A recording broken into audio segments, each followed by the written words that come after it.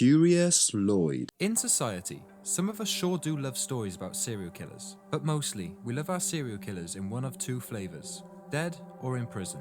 That's why we make movies about them, to see them get caught and end up hopefully shot by the rogue detective who doesn't play by the rules. But in real life, there are absolutely serial killers who do their thing for years or even decades without even getting caught.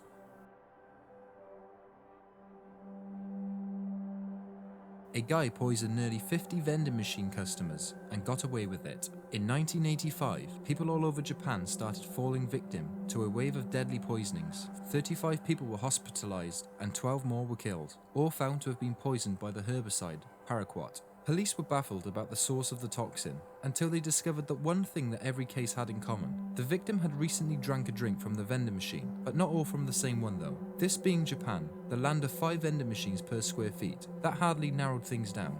Upon further examination, it turned out that the victims had all fallen for the same scam. They found unopened drinks inside the machine's dispenser slot, presumably left there by the last person, for whatever reason. Since the human brain tends to shut down all further thought upon the discovery of free stuff, they scoffed down the prized beverage, then quickly regretted it. The poison was so effective that the victims would often feel sick before they had finished their drink. I'm guessing they still finished it though, because at the end of the day, it was free after all. To be fair, there was actually another ingenious layer to the poisoner's strategy. The product most often tainted was a Japanese energy drink called Aronoman C, which was running a promotion whereby vending machines would occasionally dispense a bonus second drink. It wasn't hard to imagine that some customers were walking away without realizing that the second drink was rolling down the chute, which was a phenomenon that the killer was taking full advantage of on the unsuspecting victims, and had even less reason to be wary. Here's the part of the video where I'd love to tell you all about the psychopath who hatched this scheme, and their method, and why they did it. But nobody knows. A serial killer who took dozens of victims that we know about, and could have had 3 dozen more if they ingested more of the toxin and didn't get help in time, may be still out there today. For all I know, only the first couple were this guy, and the rest were copycats. After they figured out what was happening, the vending machine company began attaching stickers to the machines that warned customers not to consume mystery drinks that they found inside. The poisonings pretty much stopped overnight, which is great, except that any leads that the police might have had in this case dried up as well. No arrests were ever made, which means there is probably some guy in Japan right now, chugging a bottle of Aronoman C and musing on his brief serial killing hobby. Or, you know, he's still killing people using the same method.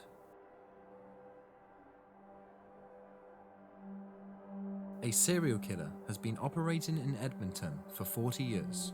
Since 1975, the bodies of at least 30 women have been found dumped in the fields near Edmonton, Alberta, Canada. Some of them burned to death. Unfortunately for their families and loved ones, many of the victims were sex workers, and many of them indigenous to factors, which, depressingly, mean that the police will prioritise your murder investigation somewhere between truancy. But after 40 years and dozens of victims, the Canadian police have been forced to conclude that they might have a serial killer on the loose. It's either that, or several killers in the area that have all landed on the exact same modus operandi. But would you prefer it to be one guy, or some kind of murderous cult? Nevertheless, police are pretty much stumped, knowing nothing about the killer except that he probably drives some sort of truck, and feels comfortable with rural driving, and enjoys outdoor activity, which narrows the possibilities down to 80% of the entire Canadian male population. That's not to say they haven't been doing anything.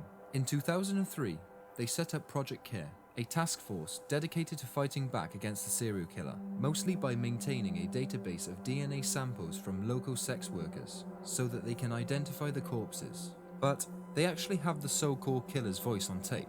In 2010, one of the victims, Amber Tucaro, made a phone call to her brother while she was hitchhiking a ride with a man whose voice can be heard on the tape. Since her time of death is estimated to be around the time the call ended, it can be pretty safely assumed that this man might have something to do with it. So here, take a listen.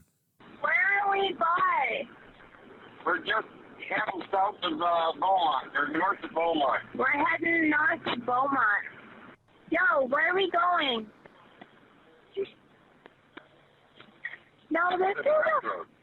Are you f***ing kidding me? You better not take me anywhere I don't want to go. I want to go into the city. Jeez. Yo, we're not going into the city, are we? We're going. No, we're not. Yes. Then where the f*** are these roads going to? 50th Street. 50th Street. Are you sure? Absolutely. Yo, Where are we going? 50th Street. 50th Street? 50th Street. East, right? East. Over town. Travel.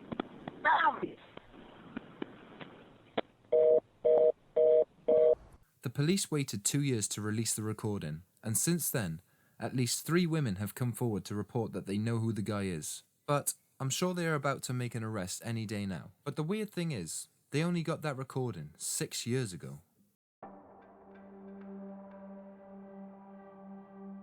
The I-70 killer went on an interstate killing spree in broad daylight and was never caught. The I-70 killer is a name given to a serial killer who murdered 6 people across 4 states along the Interstate 70 highway in 1992. The murderer had a really narrow criteria for his targets, even by serial killer standards. They had to be young, short, female, and most specifically, had to be working alone in a boutique store within a few miles of the I-70. He did break the pattern once though, by murdering a man, Michael McCrown, but the police are pretty sure the killer mistook the long-haired McCrown for a girl. The killer started his spree by murdering Robin Fildoa in a shoe store that she was managing. His second and third victims, Patricia Smith and Patricia Maggers, were killed in the bridal store, most likely because he didn't know there were 2 people present at the time. McCrown was next, killed in his ceramic store, and 2 more murders followed, Nancy Kitzmiller in another shoe store and Sarah Blessing in a gift shop. After that, the killing stopped. The thing is, the I-70 killer wasn't exactly your serial killing genius. In fact, he was really sloppy. He killed in public in broad daylight, and there are so many witnesses to his crimes that they could start a local book club. After he killed the 2 Patricias, one witness saw him so clearly that he was able to provide a composite sketch. Other witnesses saw him enter the scene of his final killing, and still more saw him leaving the scene as he rushed back towards the I-70. But despite a whole bunch of people knowing exactly what he looks like, and the fact that his face has been plastered over true crime shows over the last 20 years, no suspects have ever been able to identify him. I guess you could say he just has one of those faces.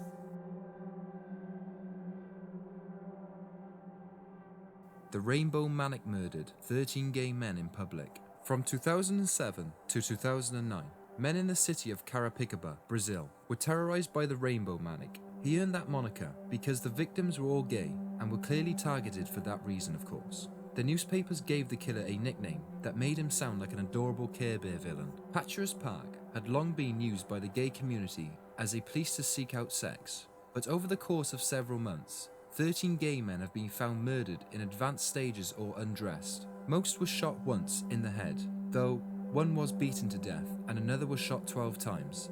Even though every murder was committed in the open in public, after 2 years of killings, the only lead the police have had that the killer apparently dislikes homosexuals. One suspect, a retired police officer, Jairo Francisco Franco, was ultimately charged based on a witness report. They claimed that he was the one that shot the guy 12 times, and the fact that by having 3 names, he met the first requirements for becoming a famous murderer. He went to trial after 2.5 years of criminal proceedings. He was found not guilty. But even if he had been convicted, the shooting that he was accused of is one of the odd ones. It could have turned out that he did do that one, and not the rest of the ritualistic one-shot to the head executions.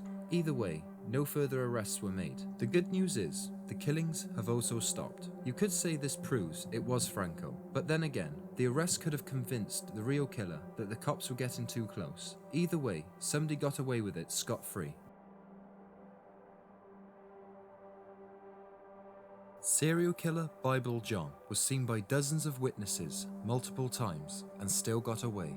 In the late 1960s, women started vanishing from the Barrowland Ballroom, a nightclub in Glasgow, Scotland. Between 1968 and 1969, 25-year-old Patricia Docker and 32-year-old Jemima MacDonald and 29-year-old Helen Puttock were all murdered after nights out at Barrowland. All 3 were strangled with their own stockings, and all 3 women's handbags were missing, which was most likely taken as a souvenir. So you could say that sounds like a serial killer. Over the years, these killings have blown up into one of the biggest crime investigations in Scottish history, and this is despite the fact that just so many witnesses know exactly what he looks like and sounds like. These were all nightclub hookups after all, and the victims all had friends who saw who their friend was going home with. They even shared a cab with him in at least one instance. In most cases, the killer identified himself as John and was notable for constantly quoting from the Bible, which gave him his media nickname, Bible John. Despite knowing so much about what Bible John looked like, they were able to plaster his portrait all over Glasgow night scene and putting police undercover all over the place. They still never caught him though. They did identify one suspect in 1996, John McInnes, who unfortunately couldn't answer any questions due to the fact he'd been dead for 16 years. But after exhuming his corpse, they ultimately proved he wasn't the guy and had to apologize to his family after digging up his skeleton and calling it a serial killer.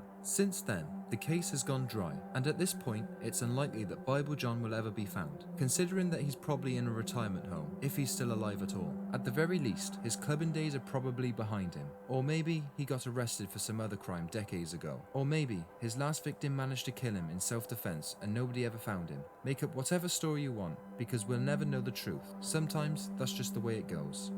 If you enjoyed this video, give it a like, and I will catch you again next week.